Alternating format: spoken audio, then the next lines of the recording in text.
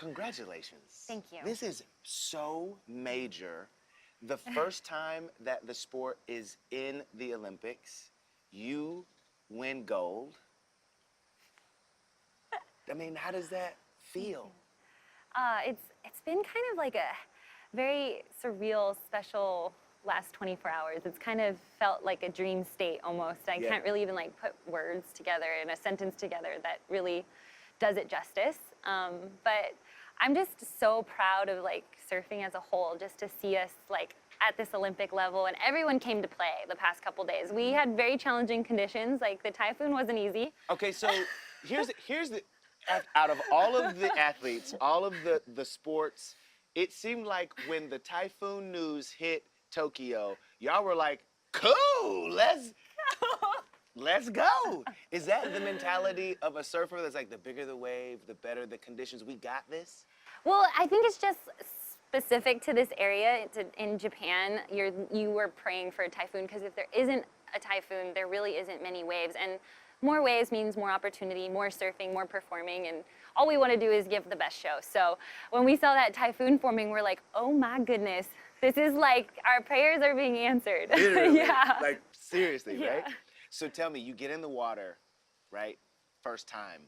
Are you like, do you snap into a mode? Is there, you know, people talk about the winning mentality, even like the Kobe Bryant's Mamba mentality. Is there that in surfing, or is it just like, for me, it would be like, are there sharks? At any point, anytime in the water, I would just, was that a shark? That's a foot. Okay, we're good. Yeah. Is that not the case for you? Carissa's is like, no, do you see this gold medal around my neck? Nah, I ain't scared of no sharks. Luckily, the shark thing is kind of on the back of my mind. Wow. There's some other things that are coming are a little bit more in the forefront, especially on competition day. Okay. But yeah, there's a lot going on. I just try to simplify as much as I can on those days, and you know, it's not a perfect process. Every day, every heat is different, and it's a clean slate, and the waves are always changing, the conditions are always changing. Yeah. So, I mean, I'm not gonna lie, I had my fair share of doubt throughout the whole competition, and there was definitely that like little bit of internal battle, like, hey, you got this, you got this. Because, I mean, you're working with Mother Nature. You don't know what you're gonna get. There's so much out of your control. So all you can do is check as many boxes as you can and show up the best that you can, and then trust and have faith. I love that part of your preparation in that is the time with your husband. I think was there like a pregame? Was it pregame? Yeah. Like little dance, like get the nerves in order, get the situation, check in.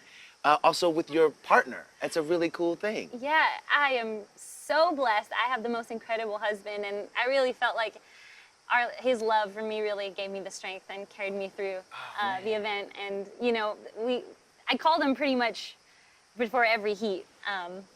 20 minutes before, I was like, Dave, I need a dance party. I need to loosen up. So we like popped on the Bad Habits by Ed Sheeran. Oh, that's the one that gets you there. Oh, right now, that's like top of the list.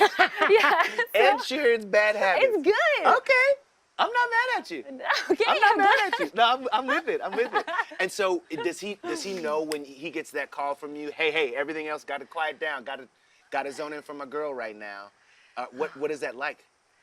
He shows up for me every time. I'm really grateful. Wow. Yeah, we've been together since high school, so 11 years together, almost 4 years married, and he pretty much knows me better than I know myself sometimes. So I'm very grateful for that. Man. Yeah. And so for him to not be able to be here, and for you to have that time before each heat, I mean, it makes all the difference. Yeah. It's a little bit of home for you now. Totally, yeah. He's usually like, part of my routine before I jump in the water is I get my good luck kiss. I didn't get my good luck kiss, but I got my good luck FaceTime, so it's all good. I love it. But yeah. There was a pretty emotional reaction to you winning the gold. I mean, what was going through your mind? Tell me about that moment where you were like, hey y'all, we did it, y'all. We did it. You know what, there was just so much that had built up to that moment, you know, for all the Olympians, I can imagine. It's been a year and a half of, are we on, are we off? Mm-hmm. And just that anticipation that's built over so much time and all the hard work that's gone into it. And then, You know, the condition in itself, the last 3 days, it was a fight. It was a battle. Like, it wasn't just perfect waves and sit here and catch this wave and do your thing. It was like, okay, like, it was a scramble to just adapt every heat. And I think too, just being able to surf for something bigger than just myself and represent my country, and especially coming from Hawaii. And just, I hope I was able to make the people that have been behind me, my community, proud, and to hopefully, gosh, I could never live up to Duke's legacy, but just Duke Kahanamoku had dreamed of surfing being in the Olympics 100 years ago. And to be here to see his dream come true and to be a Hawaiian, it means a lot. It is almost poetic, to be honest with you.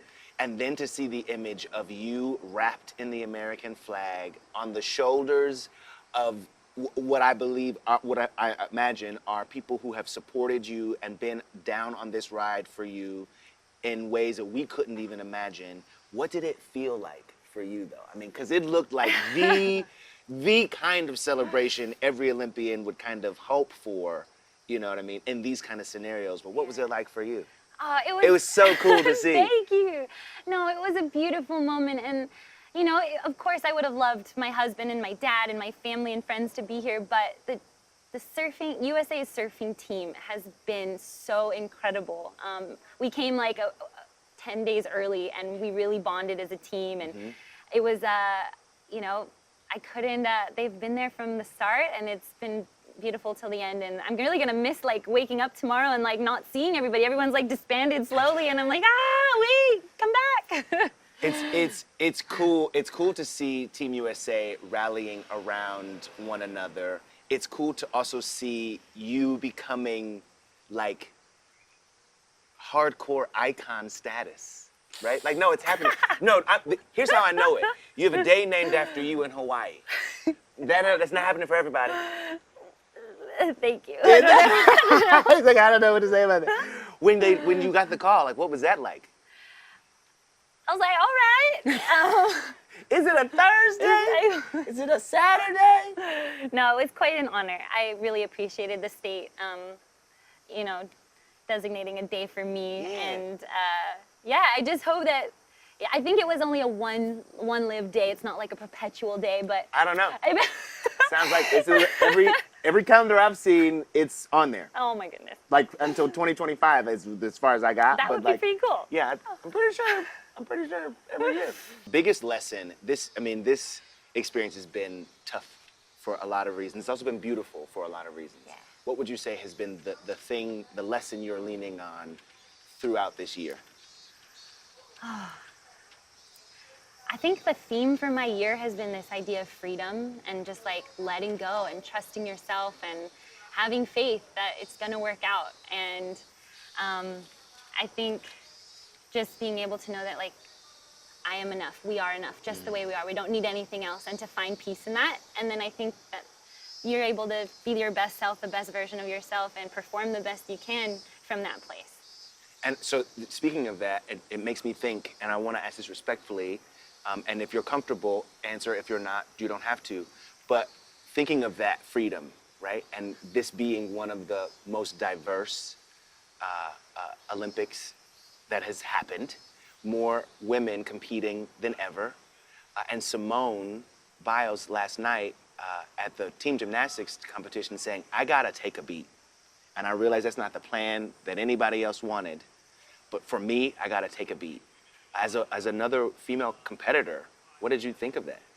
Hey, I back her. I applaud her for doing what's right for her. It's really hard in sports and anything that we do every day. There's so many things coming at us, and we want to please each other. We want to make other people happy. It's hard to let people down, and I think that's a lesson that I still am struggling with at times, but trying to redefine, what does success look like for me? What does my worth look like outside of results and what other people want?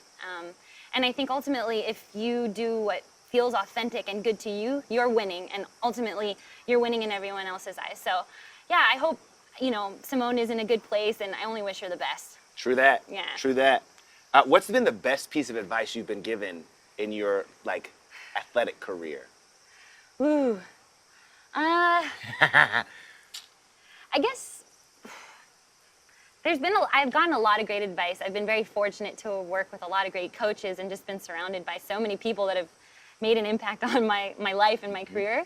But I think it's just stay true to you, follow your heart, lead with love, and have fun. Make sure you don't lose touch with the passion that started it all. You were talking earlier about your love for young people, your love for kids, and your love for this sport. You're actually mentoring young people now. What does that mean to you? Tell me why that was something you were like, I gotta do it now, it's gotta happen. I started my foundation, More Aloha, about 2 years ago, and it's still very grassroots. With COVID and stuff, it kind of came to a halt, but Yeah. I don't know, giving back, taking the time for other people, especially that next generation, is just something that makes me feel really good. And I mean, the future is in that next generation. And I just want to hopefully encourage them to, be kind to each other, be compassionate, and really live with that aloha spirit. And using surfing as a platform, because surfing's fun.